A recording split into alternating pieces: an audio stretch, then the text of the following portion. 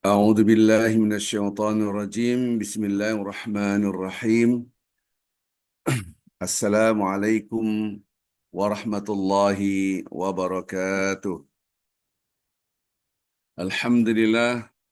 أصبحنا وأصبح الملك لله والحمد لله ولا حول ولا قوة إلا بالله. أصبحنا على فطرة الإسلام وكلمة الإخلاص وعلى دين نبينا محمد صلى الله عليه وسلم وعلى ملة أبينا إبراهيم حنيفا مسلما وما كان من المشركين. أشهد أن لا إله إلا الله وأشهد أن محمدا عبده ورسوله. اللهم صل وسلم وبارك على رسولك الكريم حبيبنا المصطفى سيدنا محمد صلى الله عليه وسلم وعلى آله وأصحابه ومن تبعهم بإحسان إلى يوم الدين. كما صليت وباركت ورحمت على خليلك ونبيك إمام الناس سيدنا إبراهيم وعلى آله في العالمين إنك حميد مجيد. Tidak ada setitik pujian yang kita miliki. Kata-kata Alhamdulillah adalah menghajar habis hawa nafsu kita yang mengatakan pujian milik aku. Kita tekan dan kita agungkan Allah Subhanahu sehingga kita tahu siapa diri kita. Betapa banyak kita tidak mengerti konsep zikir. Fadhkuruni adhkurkum. Al-Baqarah 152. Washkuruli wala takfurun. Ingatlah aku, maka aku ingat kalian. Maka kalau kita mengingat Allah, Allah mengingat kita. Saya mengingat Allah. Saya adalah subjek, Allah adalah objek. Hasilnya Allah mengingat saya. Allah adalah subjek, saya adalah objek. Hasil akhir kita subjek, kita objek. Karena Allah tidak membutuhkan zikiran kita. Allah Maha tidak membutuhkan alam semesta serta seisinya. Allah Al-Qayyum yang maha berdiri sendiri. Maka kita berzikir untuk kepentingan diri kita. Kalaulah kita ingat Allah, maka Allah ingat kita. Maka ketika kita mengingat siapa itu Allah yang maha agung, maha besar, maka saya maha kecil, maha tidak berdaya, la haula wala quwata illa billah. Itulah konsep zikir yang hilang dari kita. Salam dan salawat selalu kita junjungkan kepada Nabi Muhammad sallallahu alaihi wasallam. Semoga Allah Subhanahu wa taala memberikan kehormatan kemuliaan. Allahumma salli wa sallim wa barik ala Sayyidina Muhammad wa ala ali Sayyidina Muhammad. Bapak Ibu yang cinta Allah Subhanahu wa taala, kalaulah kemarin kita sudah membahas dari tanah kita diciptakan, wa fiha nu'idukum, dan kepada tanah, di dalam tanah kita akan dikembalikan. Wa minha nukhrijukum taratan ukhra, dan dari tanah kita akan dibangkitkan oleh Allah Azza wa Jalla. Kita sudah belajar bahwa ketika kita ruku, sujud, bahkan dari takbiratul ihram kita menatap titik tempat sujud kita. Supaya kita sadar, who am I? La haula wa la quwata illa billah. Subhanallah. Kita tidak ada punya kekuatan apapun. Bahkan eksistensi diri kita pun tidak ada. Sama sekali. Kecuali dari Allah Azza wa Jalla. Bapak Ibu yang cinta Allah Subhanahu wa taala. Bukankah Allah Subhanahu wa taala mengingatkan kita sejak awal ayat Quran diturunkan, Iqra. Iqra bismi rabbikal ladzi khalaqa. Khalaqal insana min 'alaqa. Dari awal sudah diingatkan kita. Bacalah atas nama Tuhanmu yang menciptakan kalian dari min apa? Iqra bismi rabbikal ladzi khalaq. Min 'alaq, yang bergantung. Inilah yang disebut dengan dari sperma masuk ke dalam rahim, kemudian dia bergelantungan. Bukan disebut dengan segumpal darah, karena bahasa Arabnya al-alaq itu bukan segumpal darah. tetapi sesuatu yang bergantungan. Subhanallah. Iqra bismi. Bacalah atas nama Tuhan yang menciptakan kamu. Jadi ketika kita melihat diri kita, mata kita melihat tubuh kita, hati dan pikiran kita yang mencipta tubuh ini. Subhanallah. Dialah menciptakan kita dari setetes air masuklah rahim ibu kita menjadi sesuatu yang bergelantungan, adalah alat nempel. Subhanallah. Orang menafsirkan ini katanya segumpal darah, orang menafsir, itu ahlinya lah ya. Menunjukkan kita tuh nothing, dari yang nol. Dari awal ayat mengingatkan kita itu nol. Subhanallah. Sampai pun kita hidup, kemudian sampai titik nol lagi. Inilah yang disebut dengan la haula wala quwata illa billah. Tidak ada kekuatan apapun kecuali hanyalah dari Allah. Allah yang memberikan kekuatan kita semua. Bahkan eksistensi kita tidak ada kecuali dari Allah Azza wa Jalla. Subhanallah. Bukankah kita sadar bahwasanya kita akan kembali kepada Allah Azza. Sehebat apapun manusia dia akan wafat. Sehebat apapun manusia. Ketika kita paham, ya ayuhan nasu abudu rabbakum. Hai manusia, sembahlah Tuhanmu yang menciptakan kalian. Alladzi khalaqakum walladzina min qablikum. Dan orang-orang sebelum kalian. Kalau kita lihat foto bapak kita masih muda, belum menikah. Pertanyaannya, kita di mana? Bapak kita belum ketemu ibu kita. Jelas kita tidak tahu. Sampai pun sudah ketemu ibu kita di mana? Allahu a'lam. Kita tidak tahu. Maka disebutkan, hai manusia, sembahlah Tuhanmu yang menciptakan kalian dan orang-orang sebelum kalian. Ini pada Al-Baqarah ayat 21. Dan orang-orang sebelum kalian. Jadi kalau kita bicara kakek kita di atas langit. Kakek nenek kita, baik dari pihak ibu ataupun pihak bapak. Kakek nenek kita. Mereka masih muda, sudah menikah. Kita di mana? Bapak kita pun belum ada. Apalagi kita. Titik nol. Subhanallah. Maka ketika kita beribadah kepada Allah Azza wa Jalla, lihat tangan saya, membesarkan dan mengagungkan Allah. Di waktu yang bersamaan, kita mengecilkan diri kita sendiri. Bapak Ibu cinta Allah Subhanahu wa taala. Ketika kita membesarkan, mengagungkan Allah, meningkat. Di waktu yang bersamaan, di sini posisi kita jadi kecil. Jadi kalaulah kita lihat diri kita besar, berarti Anda hilang tujuan hidup. Oh ya, iya. Ini stick. Bukan saya ada stick. Kalau kita lihat stick ini, kita naikkan satu sisinya, kita naikkan. Maka sisi yang lain, dia akan turun. Nah, ini hukum alam ini. Subhanallah. Berarti apa? Hukum alam ini menunjukkan bahwa kita harus paham. Ketika kita membesarkan Allah, berarti kita mengecilkan diri kita. Ketika kita sombong, inilah saya, inilah saya. Berarti kita membesarkan diri kita dan mengecilkan Allah. Dan Allah tidak mungkin dikecilkan. Kita tidak tahu diri, bahasa yang lain. Maka ketika kita membesarkan dan mengagungkan Allah Azza wa Jalla, kita sujud dan ruku, subhanallah.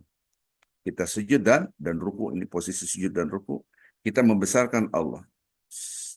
Allah ke atas.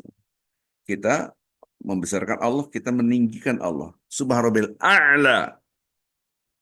Kalimat subhanallah a'la itu semakin tinggi, semakin tinggi. Berarti semakin rendah kita.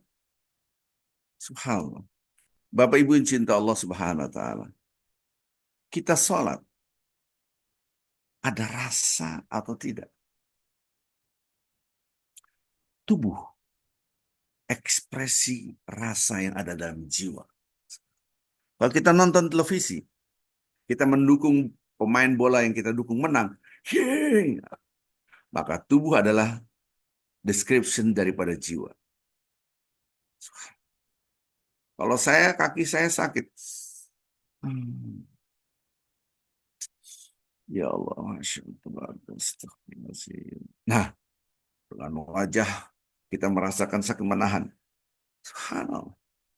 Kalau kita marah sama orang,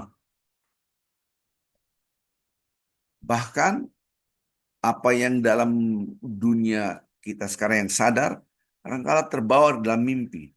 Rekaman-rekaman itu ada di dalam jiwa kita. Subhanallah. Jadi tubuh itu adalah bahasa jiwa. Ada orang sombong, plak pinggang ini. Ini menunjukkan astagfirullahaladzim. Jadi tubuh adalah bahasa jiwa. Maka Allah memudahkan kita dengan cara gerakan agar jiwa dimudahkan untuk mengekspresikan, mendeskripsikan dengan gerakan Allah. Bapak Ibu yang cinta Allah Subhanahu wa taala. Ini berbicara hati, berbicara rasa. Apabila kita sholat, berzikir, membaca Al-Quran tanpa rasa, ya insya Allah syah. Tapi kita ingin kualitas. Bagaimana meningkatkan kualitas hidup kita, baik di dunia dan di akhirat. Selalu saya ingatkan, yang sangat mahal sekarang adalah an-nafsul mutmainnah. Dengan bahasa yang lain, surga dunia, Rabbana atina fid dunya hasanah. Anda punya harta banyak, rumah mewah, mobil miliaran harganya. Subhanallah. Semua serba mewah.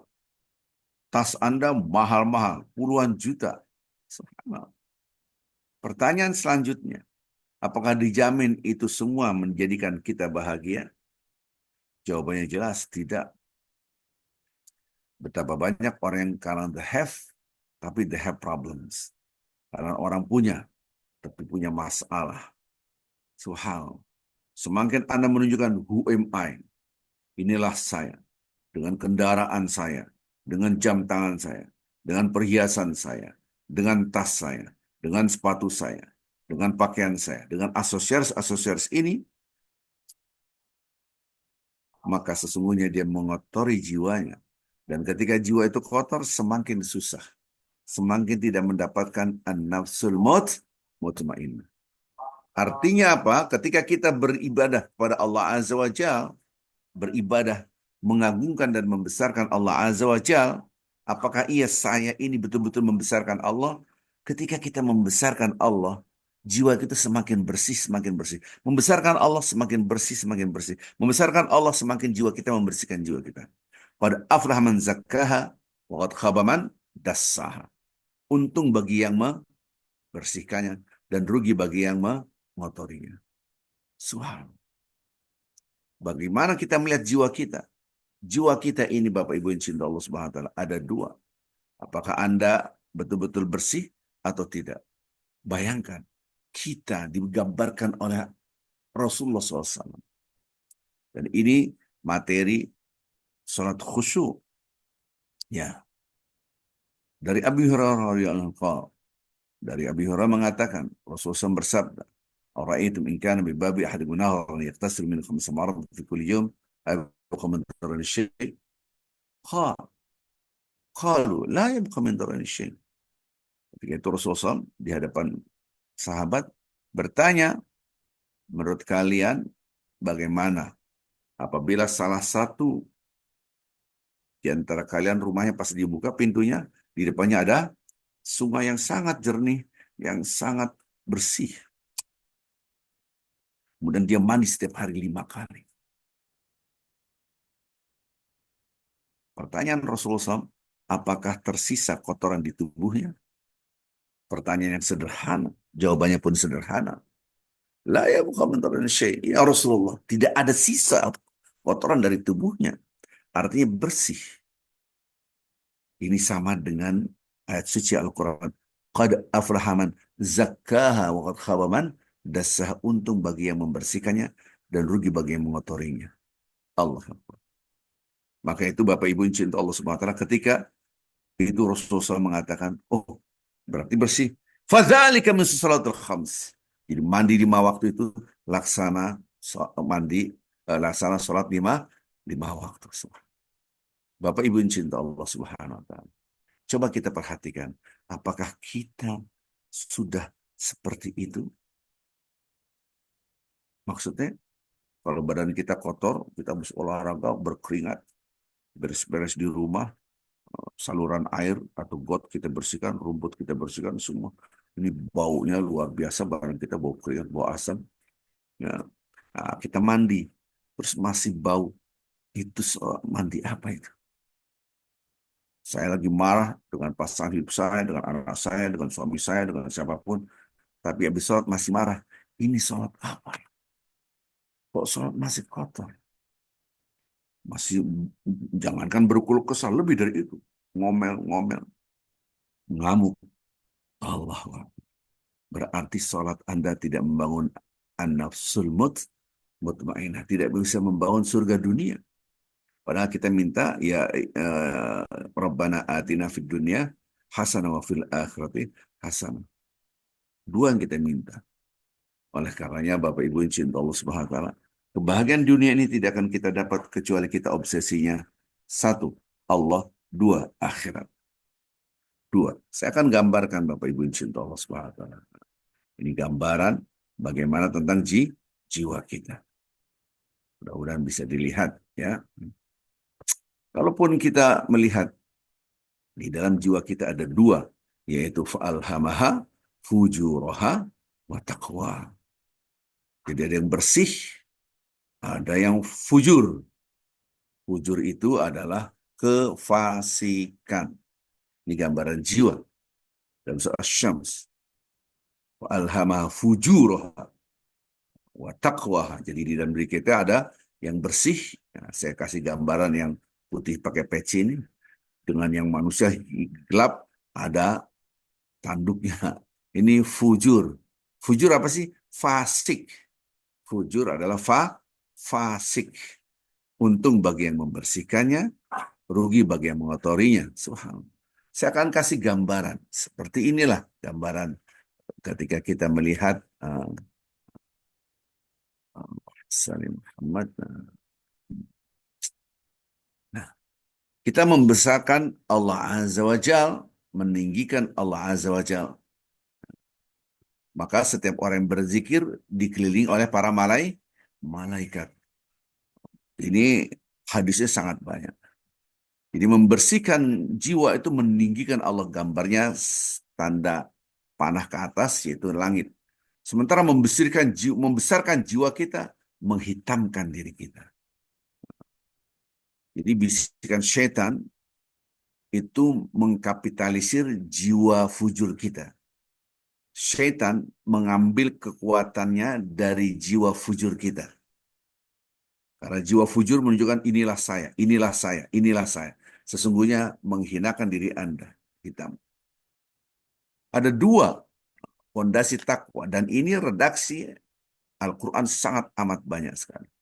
Berbicara salat, alladzina yadhunnuna annahum mulaqu rabbihim wa annahum ilaihi raji'un. Surat Al-Baqarah 46. Ketika kita salat, kita ini sedang bertemu dengan Allah. Ketika kita salat wa annahum ilaihi raji'un, ingat bahwa kita dalam perjalanan kepada kematian. Maka ketika kita membesarkan Allah, berarti kita mengecilkan diri kita. Ini hukum alam, ketika kita naikkan yang satu sisi, yaitu Allah, berarti di sisi yang lain kita dalam keadaan rendah. Ketika kita mengingat kematian, dunia serta sisi jadi rendah, jadi kecil. Subhanallah, Bapak Ibu yang cinta Allah Subhanahu wa taala. Rasulullah SAW bersabda, Ja'a rajul ila Rasulullah sallallahu alaihi wasallam. Ini sudah saya terangkan berkali-kali. Datanglah kepada Rasulullah sallallahu alaihi wasallam laki-laki, kemudian mengatakan, "Ya Rasulullah, wahai Rasulullah, alimni wa aujiz." Berikan aku ilmu, tapi jangan panjang-panjang, pendek-pendek aja. Ada 3 pesan di sini. Dan 3 pesan ini yang sangat fundamental. Pertama, idza qumta fi salatika, kalau Anda telah berdiri untuk mendirikan salat, fasalli salata mudda'. Salatlah seakan-akan salat yang terakhir, salat perpisahan. Salatlah seakan-akan setelah salat ini nggak ada salat lagi. Apa? Kematian. Bayangkan. Barusan kita salat subuh yang di Indonesia tentu. Saya tidak bicara yang online dari Amerika, dari Kanada, dan negara lain. Maka ketika dia salat, Ketika sholat sekarang kita sholat subuh, Arifin, kamu sholat subuh. Setelah ini nggak ada sholat lagi. Kenapa? Kamu mati. Berarti saya tidak ketemu sholat zuhur. Berarti di mata saya adalah kematian. Maka dunia serta isinya jadi kecil. Saya tidak lagi pasang harga diri saya pride. Siapa lo? Enggak. Saya mohon maaf, saya berbuat baik. Subhanallah. Saya tidak lagi menahan harta saya. Saya akan sedekahkan. Kenapa? Zuhur saya tidak sholat lagi. Kenapa? Sebelum zuhur saya wafat. Ini hadis Rasulullah. Subhanallah. Ini pesan satu. Pesan dua, saya tidak akan bahas. Pesan tiga, saya tidak akan bahas. Saya terjemahkan dulu. La takalam, jangan berbicara. Ta'tadzuru fi ghadan. Anda dengan bicara ini Anda akan nyesel. Jangan ngomong karena yang menyebabkan penyesalan. Maka berbicara itu yang menyejukkan atau diam. Yang ketiga, wajibul yas'ala fi aidin nas. Tekad bulatlah Anda tidak meminta-minta, mengharap-harapkan apa yang di tangan manusia. Jadi kadang-kala kita ini, kalau orang Betawi bilang celamitan, madatan, dikit-dikit minta, dikit-dikit minta, dikit-dikit minta. Itu tidak ada harga diri di mata Allah. Karena manusia yang bertakwa, apa yang saya berikan, apa yang saya berikan, apa yang saya berikan. Maka ada yang pelit, ada yang kikir, ya, ada yang dermawan. Saya tidak bahas dua poin ini, tapi poin pertama, kalau Anda sudah berdiri sholat, bayangkan ini sholat yang terakhir, berpisah dari tubuh kita, berpisah dari istri, suami, anak, dan semua harta kita, berpisah. Disitulah yang poin di bawah ini, mengingat kematian. Maka ketika mengingat kematian, maka akhirat adalah besar, tinggi, dan dunia menjadi kecil. Ketika kita sholat, Allah maha besar, dan kita jadi kecil. Sebaliknya, na'udzubillah min zalik, fujur tidak. Pride, di sini gambar manusia, raja, singgasana. Saya. Dikit-dikit saya, dikit-dikit saya. Ini fujur yang ngajak kemaksiatan. Allah itu tidak dianggap. Subhanallah. Betapa banyak orang bangun tidur tidak mengucapkan alhamdulillahilladzi ahyana ba'da ma amatana wa ilaihin nusyur. Seakan-akan tidur milik dia, bangun milik dia, padahal itu dikasih Allah, diberikan oleh Allah, semua dikasih. Maka betapa banyak orang lupa bersyukur kepada Allah. Subhanallah. Menunjukkan inilah saya, inilah saya. Maka Allah dikecilkan walaupun Allah maha besar, tapi di mata dia meremehkan. Bahkan ada yang mengatakan Tuhan itu tidak ada, itu ajaran ateisme. Fasik selalu memprioritaskan dunia serta sisinya. Dia butuh pengakuan manusia. Dia butuh pujian manusia, haus. Maka dia tampilannya dengan hartanya, dengan kecantikannya. Dia lupa kematian, padahal kehidupan sesungguhnya adalah di akhirat. Bapak Ibu yang cinta Allah Subhanahu wa taala. Inilah yang kemarin kita bahas. Kita sholat, menatap tanah, dan disitulah kita akan kembali. Berarti sholat wajib ingat kematian. Posisi ketika kita berdiri, itu laksana kita di dalam kain kafan. Semakin kita ruku, semakin dekat dengan titik sujud kita, yaitu tanah. Kemudian kita sujud, toh wajah kita, dahi, dan hidung kita menempel, melekat pada tanah. Inilah membesarkan Allah di waktu yang bersamaan. Jangan kita merasa hebat, berarti ruku dan sujud kita tidak nampak dalam perilaku kita. Yang kemarin kita sudah bahas, Muhammadur Rasulullah, walladzina ma'ahu asyidda'u 'alal kuffari ruhamaa bainahum. Tarahum ruk'an sujadan yabtaguna fadlan min Allah wa ridwana. Simahum fi wujuhihim min athari sujud. Dzalika mathalun fit Taurat wa mathalun fil Injil.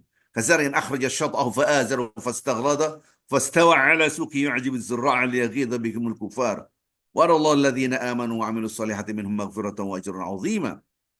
Jadi orang-orang yang beriman pada Allah, yang mengikuti Rasulullah sama orang-orang beriman, mereka ini ruhama bainahum, saling menebarkan rahmat. Dan kemarin sudah berapa hari ini kita bahas ini.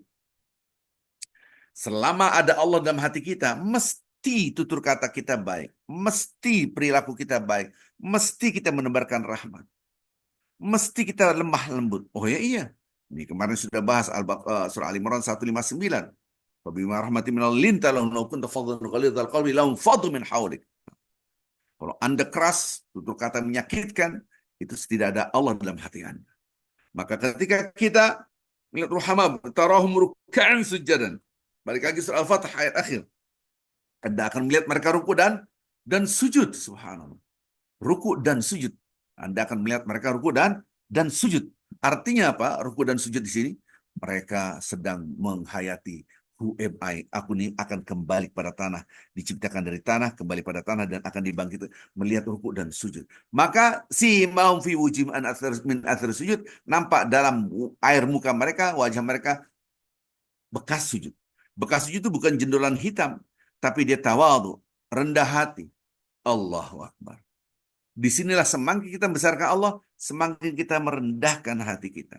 Semakin kita merasa kebersamaan Allah. Dihina, dicaci maki, apapun. Dia tenang. Kenapa? Sampai titik nol. Di surah An-Nafsul Mutmainnah. Kalau orang gampang terpancing emosi, sesungguhnya dia posisinya merasa hebat dan Allah menjadi rendah di mata dia. Padahal Allah Maha tinggi. Subhanallah. Saya rasa ini mendapatkan kita supaya kita bisa mengukur diri kita ini termasuk hamba-hamba Allah yang betul-betul membesarkan Allah atau tidak membesarkan Allah Azza wa Jalla. Bapak Ibu yang cinta Allah Subhanahu wa taala. Insya Allah kita akan kaji lagi besok tentang bagaimana perilaku orang-orang yang ruku dan sujud. Kedekatan dengan Allah Azza wa Jalla, Anda dihina, caci maki, dipuji sekalipun tidak ngaruh.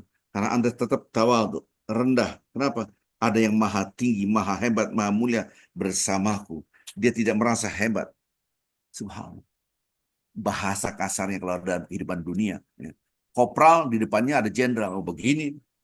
Kira-kira gitu. Ini kopral, yang satu jenderal, bintang 1, bintang 2, bintang 3. Yang satu kopral, begini. Merasa dengan siap. Allah. Begitulah kita kalau bersama dengan Allah Azza wa Jalla. Mudah-mudahan kita, keluarga kita, hamba-hamba Allah yang dicintai oleh Allah, yang tawadhu. Semakin kita merendahkan hati kita, semakin ditinggikan oleh Allah Azza wa Jalla. Subhanakallah bihamdik, asyhadu an la ilaha illa anta, astaghfiruka wa atubu ilaik. Saya mohon maaf, sampai besok ketemu. Assalamualaikum warahmatullahi wabarakatuh.